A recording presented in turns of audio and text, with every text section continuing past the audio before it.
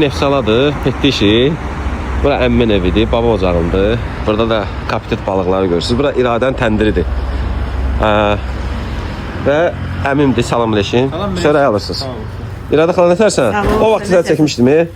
Aa, nə qəşəng. Bu nə balıqdır? Bu farelin çirəkələri. Bunun kilosu neçə satırsan?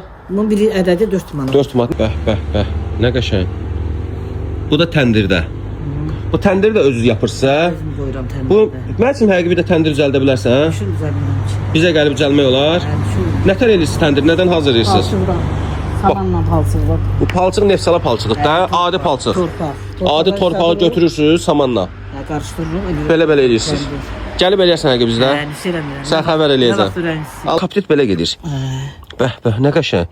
Bu apilkanla olunur da. Apilka, hə. Sən bu mütəxəssissən. Bəli.